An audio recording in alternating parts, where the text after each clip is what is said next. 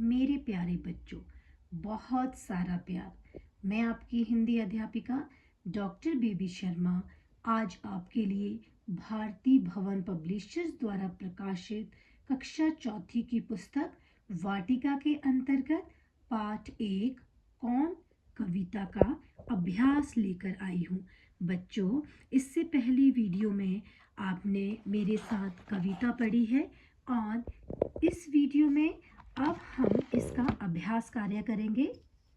सबसे पहले आप मेरे साथ शब्दों के अर्थ देखेंगे।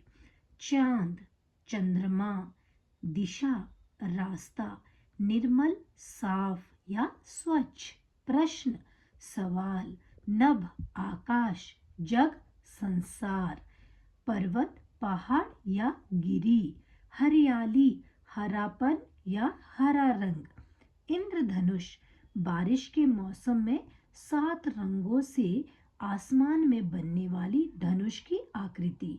तो बच्चों, इंद्रधनुष के जो 7 रंग होते हैं, इंद्रधनुष में कौन कौन से 7 रंग पाए जाते हैं, पिछले वीडियो में ये मैंने आपको अच्छे से बताया है। इसको देखने के लिए आप मेरी इस पाठ की वीडियो देख सकते हैं।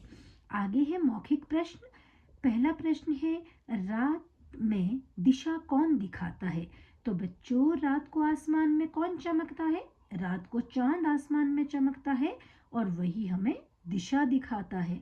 दिन को सोने सा कौन चमकाता है? दिन को सोने सा आसमान में कौन चमकाता है? सूरज दिन को सोने सा चमकाता है। नदियाँ क्या काम करती है? नदियाँ, बच्चों, हमने कविता में पढ़ा कि नदियाँ पूरे संसार की प्यास बुझाती है। इसका उत्तर रहेगा जग की प्यास बुझाती है। अगला प्रश्न है, झरने कहाँ से निकलते हैं? बच्चों, मुझे आप बताओ, झरने कहाँ से निकलते हैं? हमने पीछे कविता में पढ़ा था कि झरने पर्वत से निकलते हैं। अंतिम प्रश्न है, झरनों के पानी का स्वाद कैसा होता है? झरनों के पानी का स्वाद मीठा होता है। आगे लिखित प्रश्न है जिसमें कविता की पंक्तियां पूरी करनी है। आपको कविता देख करके यह पंक्तियां पूरी करनी है। आपके लिए मैंने यहाँ पंक्तियां पूरी की है।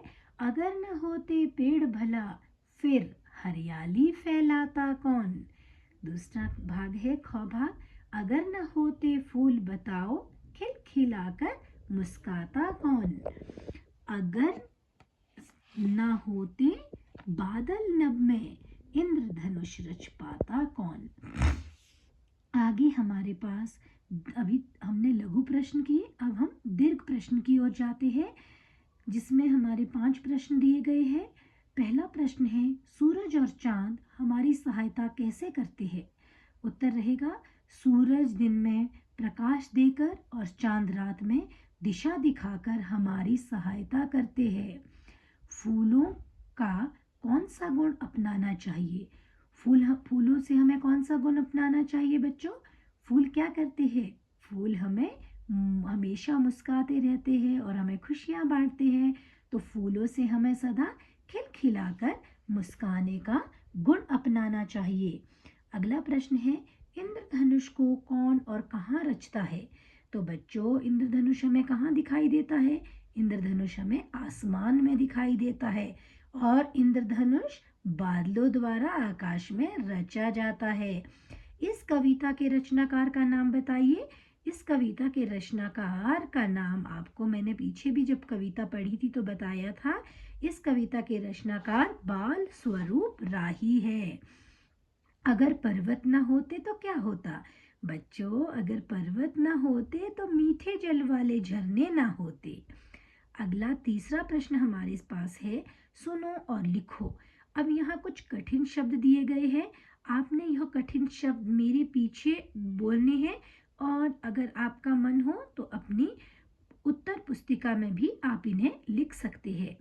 चांद, बुझाता, नदियाँ, प्यास, पर्वत, हरियाली, मुस्काता, इंद्रधनुष, झरने।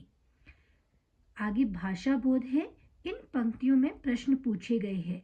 बच्चों, जब आप कविता जो हमने पढ़ी है उसमें कौन कौन से प्रश्न पूछे गए हैं? 2 प्रश्न यहाँ दिए गए हैं और 4 प्रश्न आपने आगे स्वयं ढूंढने हैं। हमको दिशा दिखाता कौन, सोने सा चमकाता कौन। अगले प्रश्न मैंने आपके लिए ढूंढ कर दिए हैं, जिसमें पहला है जग की प्यास बुझाता कौन, झरने भला बहाता कौन, हरियाली फैलाता कौन, खिलखिलाकर मुस्काता कौन।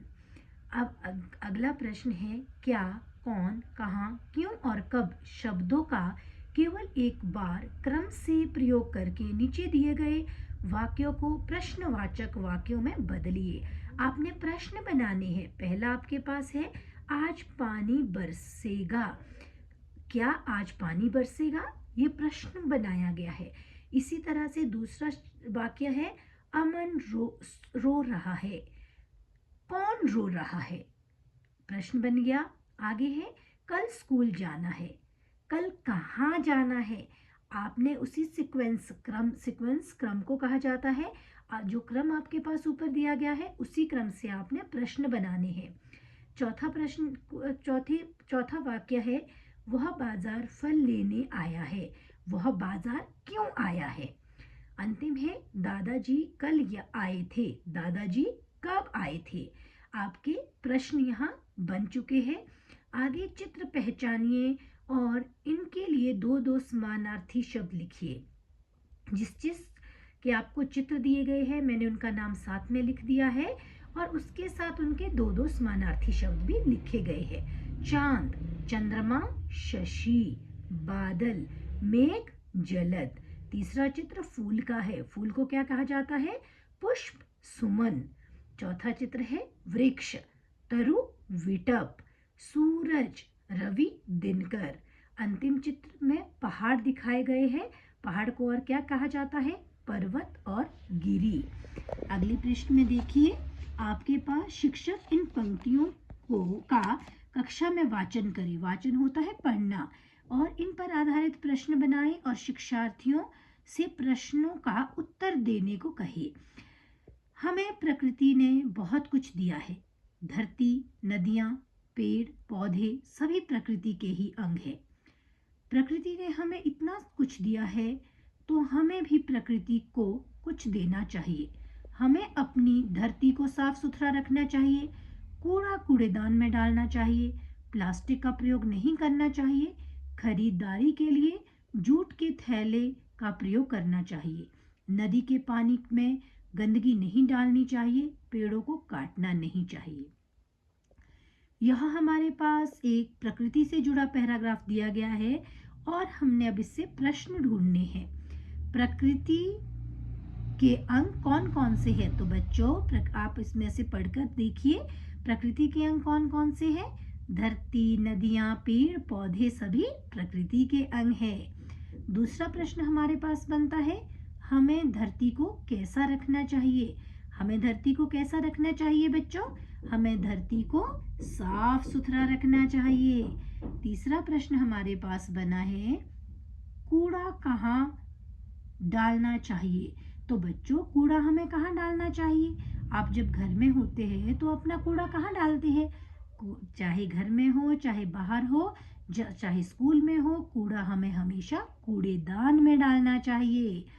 और अंतिम प्रश्न मेरे पास बना है खरीदारी के लिए हमें कौन से बैग का या थैले का उपयोग करना चाहिए? खरीदारी के लिए हमें जूट के थैले का उपयोग करना चाहिए। अब एक कल्पना करनी है आपने। कल्पना क्या करनी है कि हमें अपने पर्यावरण को हरा भरा रखने के लिए आप क्या क्या करेंगे? अपनी कल्पना में लिखना है। अब जो मैंने कल्पना की है आप वो देखिए। मैं अपने हर जन्मदिन पर एक नया पौधा लगाऊंगी। मैं पानी की बर्बादी को रोकने के लिए पौधों में बाल्टी से पानी डालूंगी, क्योंकि अगर मैं बाल्टी से पानी नहीं डालूंगी तो मुझे पौधों में, अगर मैं पाइप से, नाली से पानी डालती हूँ तो मुझे पौधों में ज़्यादा पानी लगेगा और वो कुछ इधर उधर बिखर जाएगा। इससे पानी की बर्बादी होगी। तीसरा, मैं घर का कचरा हमेशा कूड़ेदान में डालूंगी और आसपास गंदगी नहीं फैलाऊंगी। मैं प्लास्टिक की थैलियों की जगह कपड़े के थैले का इस्तेमाल करूंगी। मैं अपने पड़ोसियों और दोस्तों को भी पर्यावरण को साफ और हरा भरा रखने के लिए प्रेरित करूंगी। तो बच्चों, यह पर्यावरण को हरा भरा रखने के लिए मेरे द्वारा जो प्रयास किए जाएंगे वो प्रयास है। अगर आप इसके अलावा कोई प्रयास करना चाहते हैं तो आप वो लिख सकते हैं, क्योंकि यह आपकी कल्पना है। अब देखिए, अंतिम प्रश्न हमारे पास जो है, कक्षा में बातचीत करें कि हम अपने पर्यावरण को कैसे नुकसान पहुंचा रहे हैं और हम इसे कैसे सुरक्षित रख सकते हैं। अब जो हमारे पास अंतिम प्रश्न यहाँ पर है पेज, उसमें क्या है, एक पिक्चर दी गई है जिसमें बताया गया है। सबसे पहले हमें सबसे ऊपर है पेड़ों, नदी के किनारे पेड़ लगाए गए हैं। नदी के किनारे जो पेड़ लगे हैं यह जीवन के लिए सही है, क्योंकि पेड़ लगाना सबसे अच्छा है, इससे हमें ताज़ा हवा मिलती है। दूसरा, नदी में एक व्यक्ति कपड़े धो रहा है, यह कार्य गलत है। यदि नदी में हम कपड़े धोते हैं तो सारा नदी का पानी प्रदूषित होता है।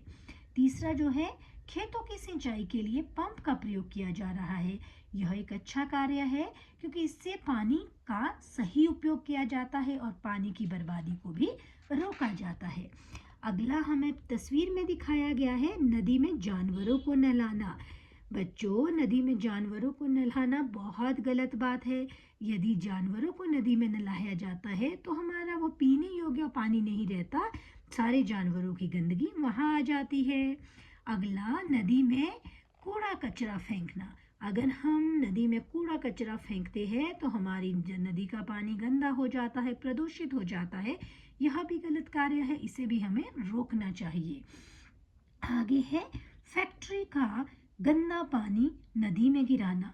जब हम फैक्ट्री का सारा पानी नदी में गिराते हैं तो वह गंदगी फैलाता है और उसमें जितने भी रासायनिक पदार्थ होते हैं वो हमारे पानी में मिल जाते हैं, और जब हम पीने के लिए उस पानी का उपयोग करते हैं तो हम बीमार पड़ जाते हैं। बहुत सारी बीमारियां इन्हीं कारणों से फैलती है। तो बच्चों, हमें अपने पर्यावरण का ध्यान रखना है और साथ ही साथ अपने दोस्तों को, अपने आस पड़ोस में, अपने रिश्तेदारों को, सबको पर्यावरण के बारे में जागरूक करवाना है। तो आपको मेरा वीडियो कैसा लगा, मुझे आप कमेंट सेक्शन में बताइए। धन्यवाद।